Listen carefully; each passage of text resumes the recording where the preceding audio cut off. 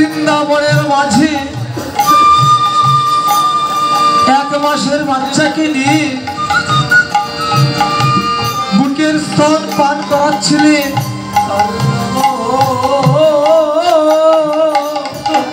আর আখার পাশে বসে বসে আখাতে জাল দিচ্ছিলেন।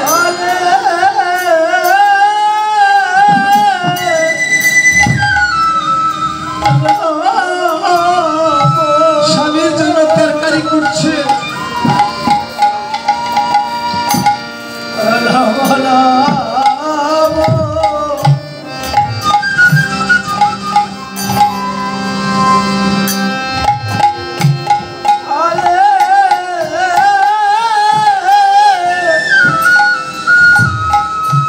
ছোট্ট শিশুটিকে নিয়ে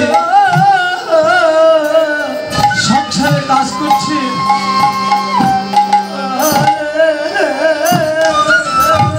আর আখার মাঝে খড়ি ঢুকে দিচ্ছে। আর স্বামীর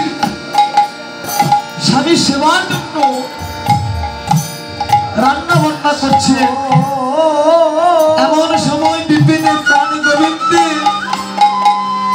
ওই গোপীর নাম ধরে ধরে বংশের ধ্বনি করলেন।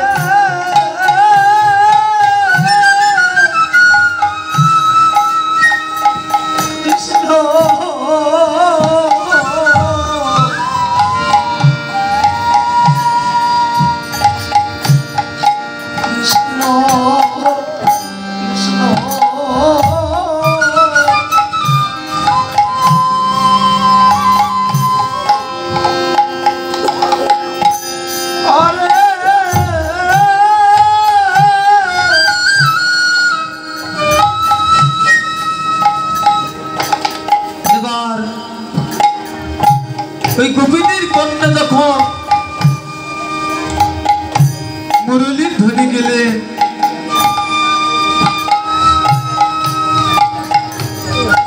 ওই গোপিনী কি করেছে, বটিতে লাউ কাটছিলে। পাশেই ছিল তার সদ্যজাত শিশু। লাউ মনে করে, কুমড়া মনে করে শিশুকে বটিতে ফেলে কেটে ফেলছেন। এমন সময় শিশুটি বলছে, মা আজ তোমার কি হয়েছে?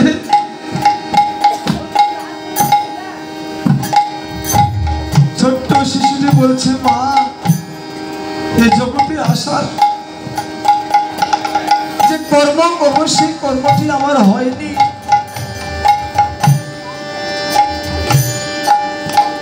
সেই কর্ম না করতে তুমি আমাকে কেটে ফেললে।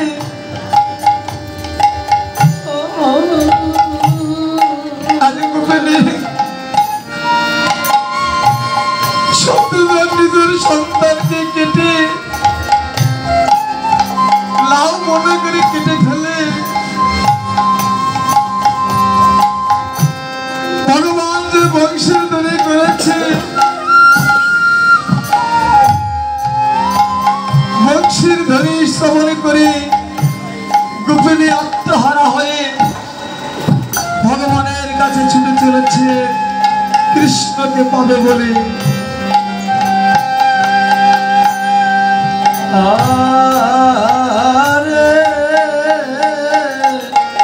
এমনি ভাবে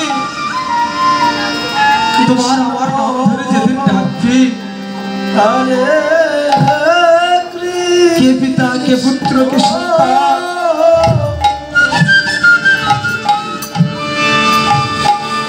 কেউ কাউকে আমরা চিনব না।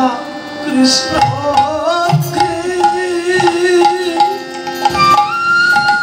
কেউ আমরা কাউকে চিনব না, সবাইকে চলে যেতে হবে। মা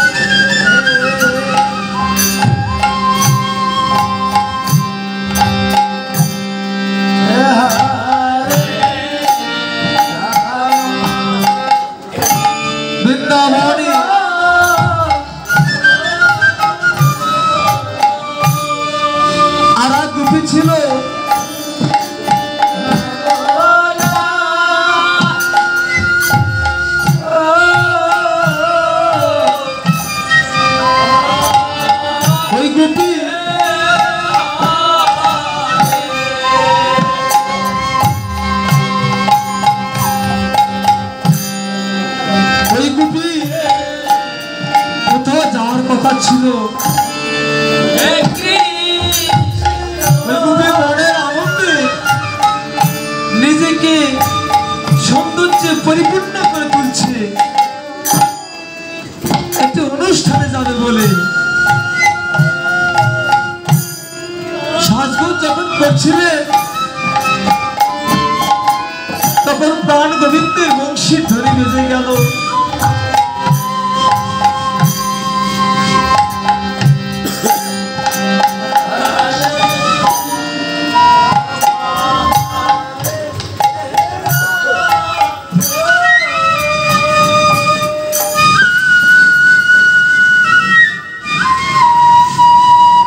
বংশীর ধ্বনি হঠাৎ গোপিনী শুনতে পেল।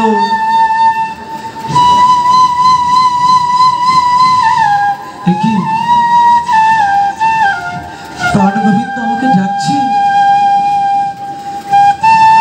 আমাকে প্রাণ গোবিন্দ ডাকছে।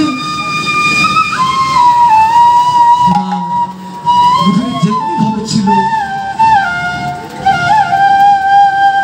এক কানে পড়েছে দুল আর এক কান খালি। যেমনি ছিল চুলখানি তেমনি ভাবে কৃষ্ণের বংশী ধ্বনি শুনে আর ঠিক থাকতে পারলেন না।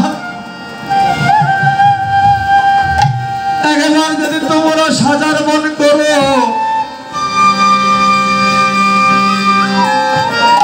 শাস্তে যদি হয় এমনি ভাবে সেজো নামা, শাস্তে যদি হয় একবার তুলসীর মালা পরো, তিলক চন্দন পরো, কখন যে বংশীর ধ্বনি ভেজে উঠিবে মা বলতে যায় না মা। এ জগতের সাজ কোনদিন ভগবানকে, এ জগতের সাজ কোনদিন ভগবানকে খুশি করতে পারে না। শাস্তে যদি হয় একবার তোমরা পরো তুলসীর মালা আর তিলক চন্দন পরো, সাধুর বেশ ধারণ করো,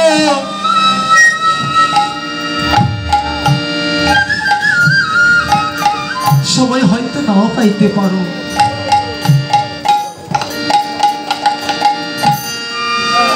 তারা সবাই হয়তো পাবে, আবার হয়তো কারো সময় নাও থাকতে পারে। এই গোপী যখন সাজগোজ করছিল কোথাও যাবার জন্য, এমন সময়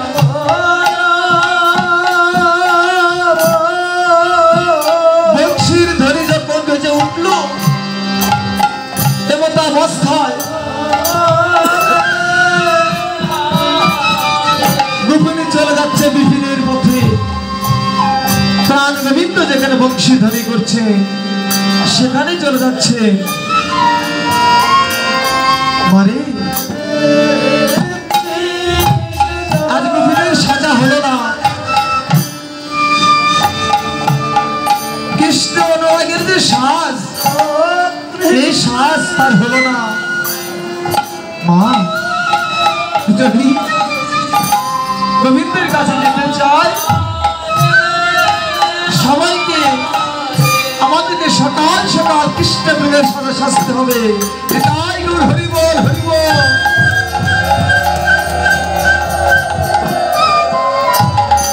কৃষ্ণ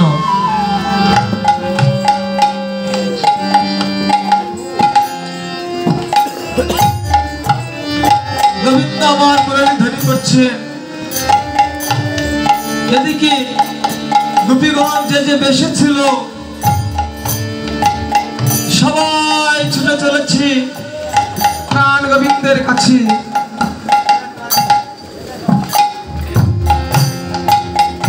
তারা একসঙ্গে আসতেছে, কিন্তু কেউ কাউকে চিনতে পারছে না। এমনি ভাবে যদি আমাদের যাওয়ার সময় হবে, আমি আমার সন্তানকে চিনতে পারবো না, পুত্রকে চিনতে পারবো না। আজ গোপীগণ বংশীর ধ্বনি শ্রবণ করে ছুটে আসছে গোবিন্দের কাছে। কোন গোপীর কথা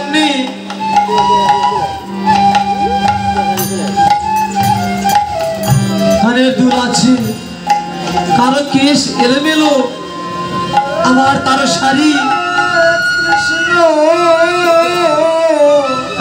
আবার কি এলোমেলো হয়ে আছে।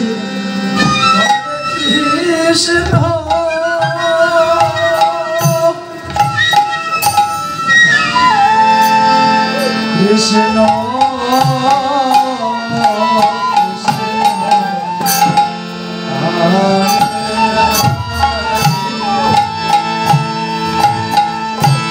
গোবিন্দের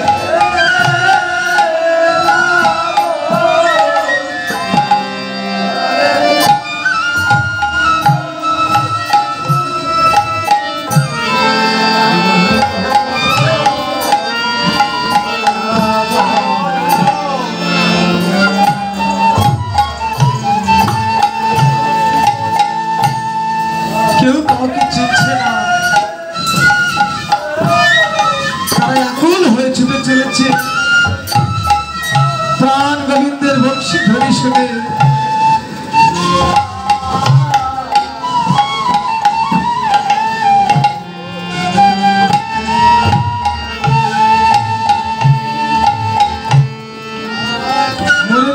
মুরলীধারী কৃষ্ণ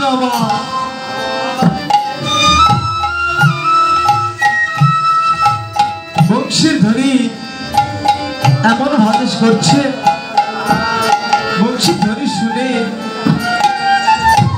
যে যেখানেই ছিল, যেমনি ভয় ছিল, তারা ছুটে চলেছে। আবার সব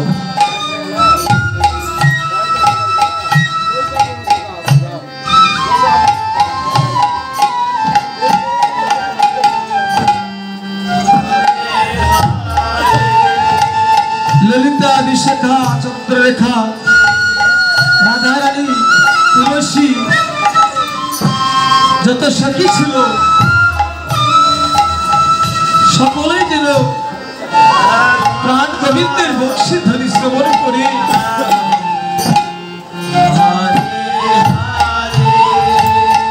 গোবিন্দের কাছে ছুটে চলেছে।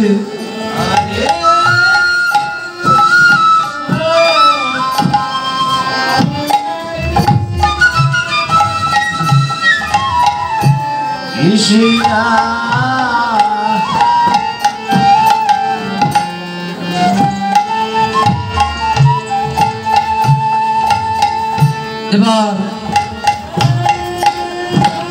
হঠাৎ লক্ষ্য করলেন গোবিন্দ তার সামনে সকল গোপীগণ ছুটে এসেছে।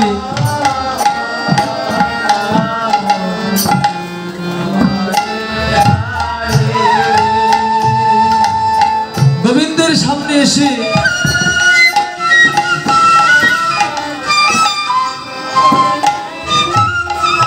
আগরবাতি, ধূপকাঠি, মোমবাতি এগুলো প্রস্তুত করেন।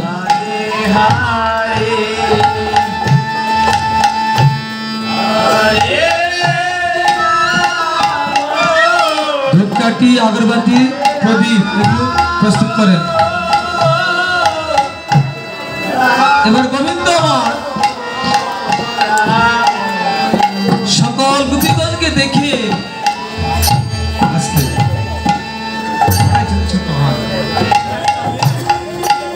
গোপীগণকে জিজ্ঞেস করছে, গোপীগণ তোমরা ভালো আছো তো? তোমাদের স্বামী, শ্বশুর সবাই ভালো আছে তো?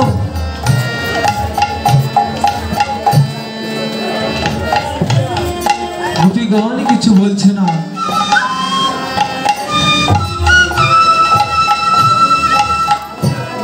আর বলো তো তোমরা এই নিশি রজনীতে কেনই বা এসেছো? এই গহন রজনীতে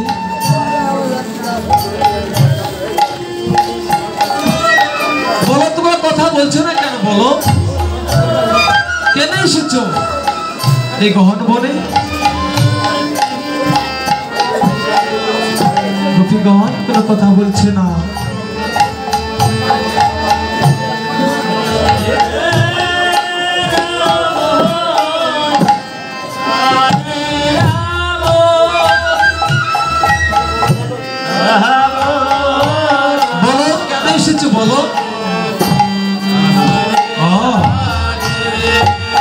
স্বর্গের চাঁদ দর্শন করে আনন্দ পেতে এসেছো? দেখো দেখো, চাঁদ দর্শন করো। গোপীগণ কোনো কথা বলছে না, তারা মনে মনে ভাবছে, নিষ্ঠুর গোবিন্দ, তুমি আমাদেরকে নিমন্ত্রণ করেছো আসার জন্য, আর বলছো আমরা কেন এসেছি? গোপীগণ ভিতরে ভিতরে ফুলছে আর বলছে, নিষ্ঠুর গোবিন্দ,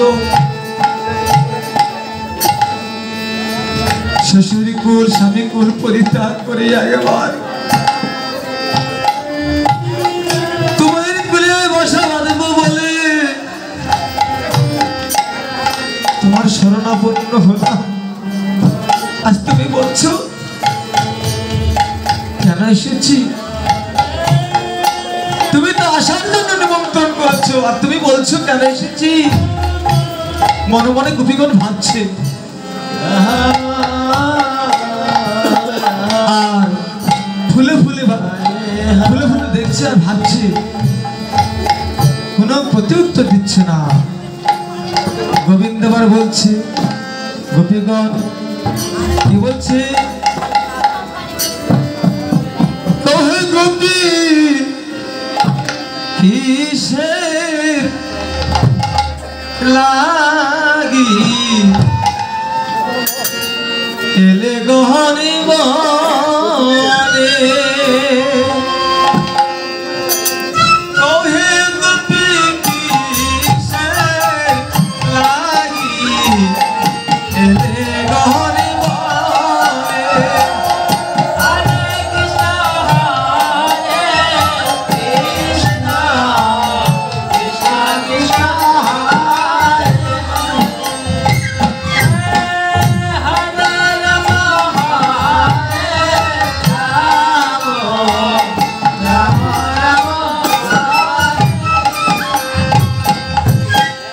বলো বলো বলো গোপী, কেন এলে বনে না গহিনী বনে?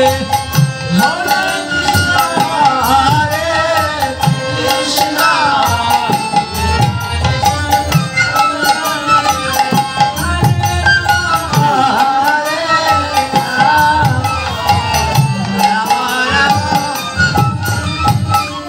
গোপীগণ তোমরা ঘরে ফিরে যাও, এখনো নিশি আছে, কেউ দেখতে পাবে না।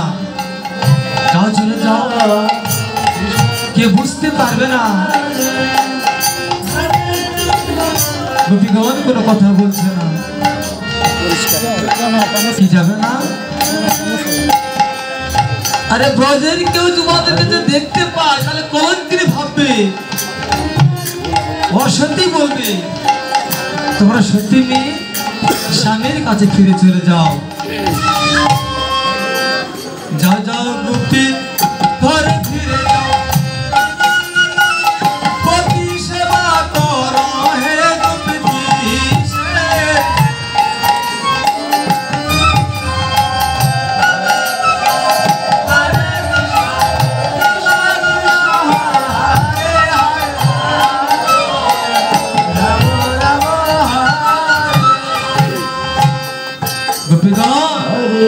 তোমরা চলে যাও। কেন চলে যাবে জানো? তোমরা স্বামী সেবা করো, যদি স্বামী সেবা করো তাহলে তোমরা জগৎ স্বামী পাবে। গোপীগণ কোনো কথা বলছে না, রাগে রাগে ভুলে যাচ্ছে। যাও যাও গোপী, ঘরে ফিরে যাও, পতি সেবা করো হে গোপী কিসে। এলে গহনে বনে, হরে কৃষ্ণ হরে কৃষ্ণ কৃষ্ণ কৃষ্ণ হরে হরে, হরে রাম রাম রাম হরে। সতী নারীর পতি যেমন পর্বতেরই চূড়া হে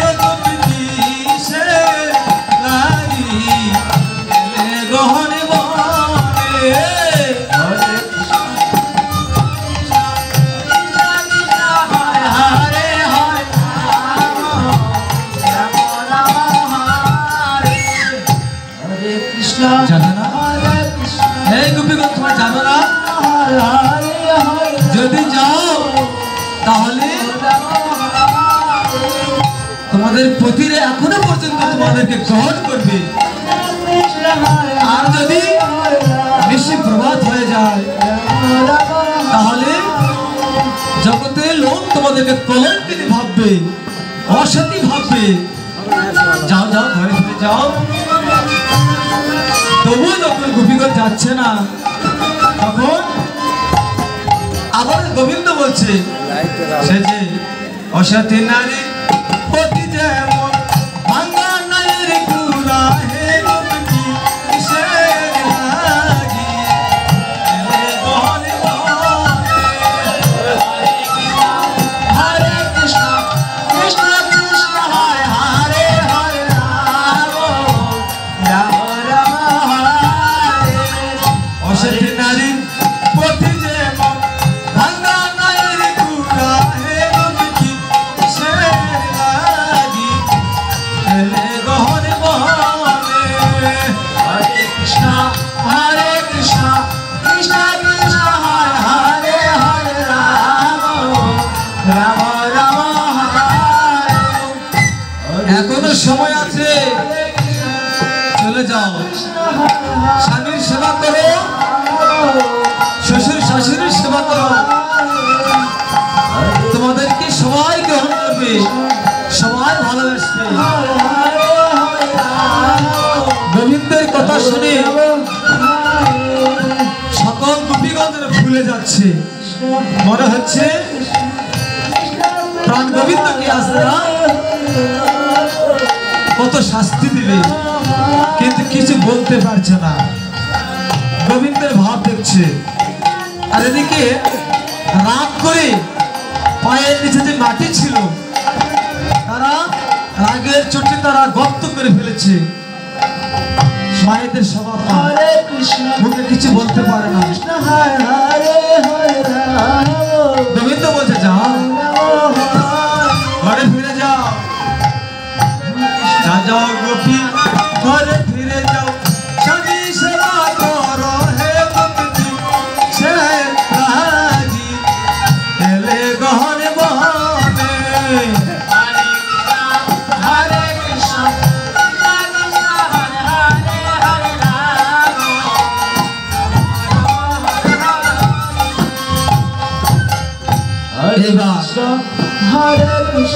অতিরিক্ত যখন হয়েছে গোপীগণ এবার কি করেছে, মুখ খুলেছে। নিষ্ঠুর গোবিন্দ, তুমি একটি লম্প, তুমি একটি চোর, তুমি একটি বাটপার, তুমি একটি মিথ্যাবাদী। এই গহন বনে আমাদেরকে নিমন্ত্রণ করেছ, আর তোমার কথা আমরা শুনে এই স্বামী, আমাদের স্বামী শ্বশুর স্ত্রী পুত্র সকল কিছু পরিত্যাগ করে তোমার চরণে আশ্রয় নিয়েছি। আর নিমন্ত্রণ করে আজ তুমি বলছো কেন এসেছি? কৃষ্ণ কৃষ্ণ হরে হরে। তোমার কি স্বভাব এটা? তুমি একটা নিষ্ঠুর, তোমার মন বলে কিছু নেই। এবার ছোট গোপীগণ বলছে, আক্ষেপ করে বলছে, কি বলছে জানো? পরমে ধার্মিক সে ধর্মেরই কথা। হরে কৃষ্ণ হরে কৃষ্ণ কৃষ্ণ কৃষ্ণ হরে রাম হরে রাম রাম রাম। ও গোবিন্দ, তোমার মুখে এইসব কাহিনী মানায় না। তোমার মুখে এসব ধর্মের কথা মানায় না। তুমি একটা নিষ্ঠুর, হরে কৃষ্ণ আর তুমি একটা লম্প। আর এখন বলছো ধর্মের কাহিনী। তুমি কি করেছো আমরা জানি না, তুমি কোথায় কি করো আমরা সব জানি। তুমি তুমি গোয়ালিনীর ঘরে ঘরে, গোয়ালিনীর ঘরে ঘরে এমনি সুরি করো হে, করো ধারি কিসে। হরে কৃষ্ণ হরে কৃষ্ণ কৃষ্ণ কৃষ্ণ হরে হরে হরে রাম রাম রাম গোয়ালিনীর ঘরে ঘরে ননি চুরি করো হে, পরম ধার্মিক সে।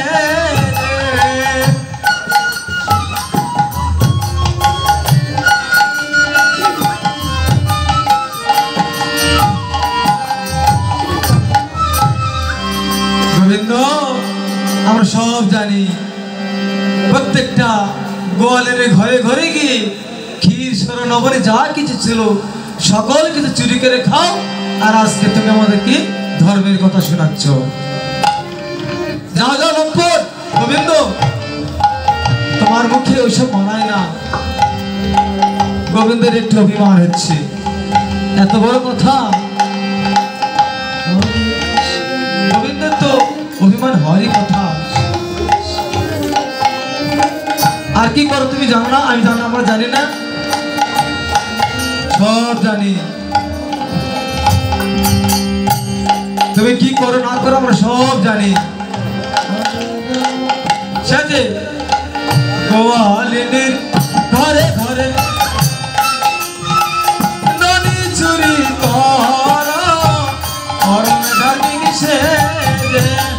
হরে কৃষ্ণ হরে কৃষ্ণ কৃষ্ণ কৃষ্ণ হরে হরে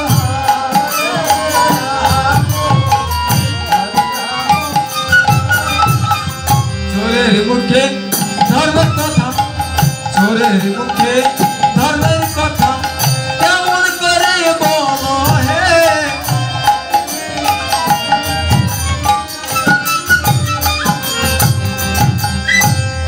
কৃষ্ণ হরে কৃষ্ণ কৃষ্ণ কৃষ্ণ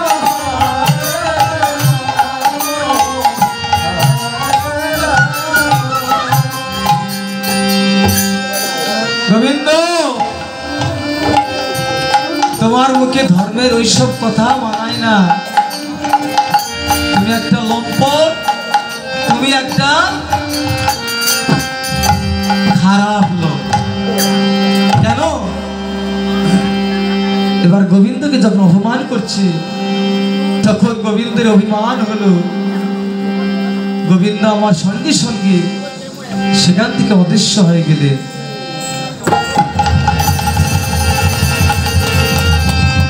এবার গোপীগণ,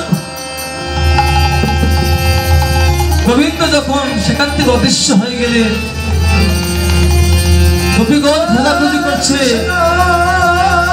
আমার প্রাণ গোবিন্দ কোথায় গেল?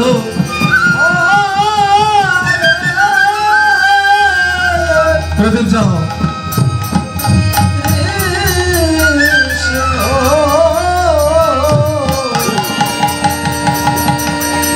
কৃষ্ণ কৃষ্ণ হরে।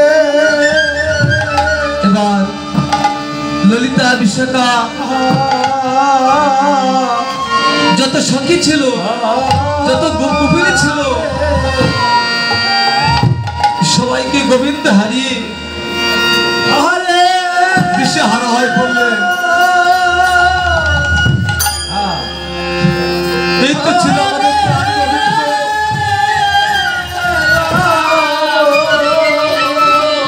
আমাদের প্রাণ গোবিন্দ আমাদেরকে ছেড়ে চলে গেল।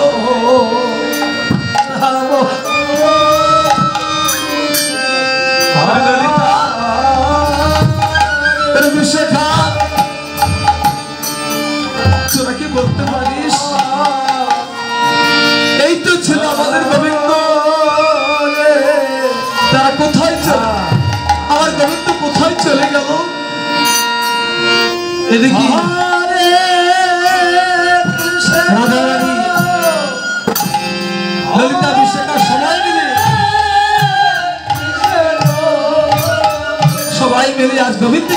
বলছে ভগবান সকল কিছু সইতে পারে মা, জগতে কোনো ভক্তের যদি অভিমান হয়, এই অভিমান ভক্তের ভগবান সইতে পারে না।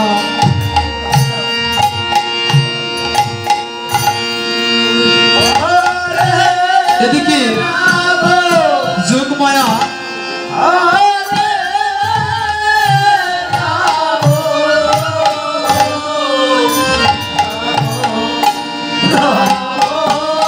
এদিকে যোগমায়া দেখছে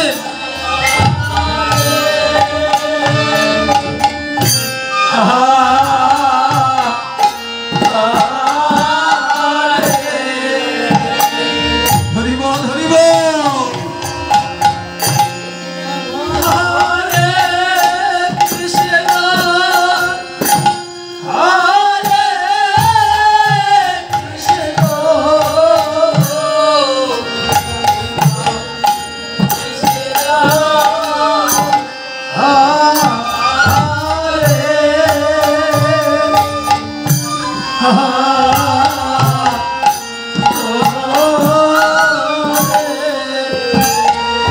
যোগমায়া দূর থেকে লক্ষ্য করছেন প্রাণ গোবিন্দকে গোপীগণ আমার সত্যি হারে ফেললে। রাধারানীকে ডেকে ডেকে বলছে ও রাধে। যোগমায়া গোবিন্দ রাধারানীকে বলছে ও রাধে। বুড়িমা ও রাম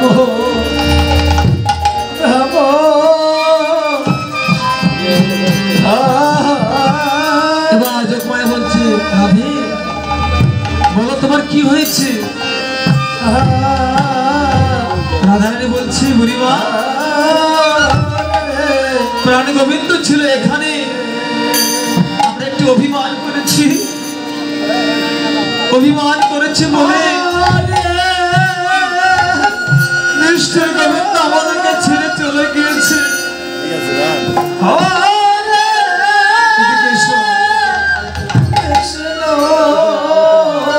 আমি তোমাদেরকে গোবিন্দের সঙ্গে সাক্ষাৎ করে দেব, এসো আমার সঙ্গে এসো।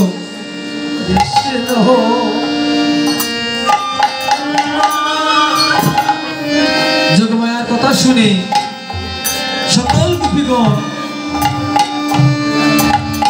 কিভাবে গোবিন্দের সঙ্গে সাক্ষাৎ হবে, যুক্ত হবে, সে নির্দেশনা দিচ্ছে।